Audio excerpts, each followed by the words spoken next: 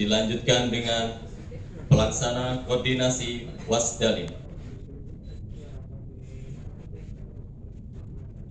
Dilanjutkan dengan kepala karantina ikan Palembang.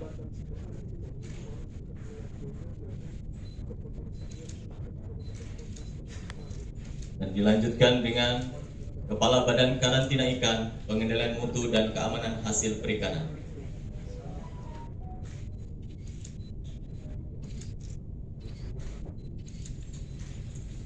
Terima kasih, kami mohon untuk dapat mengambil sesi dokumentasi.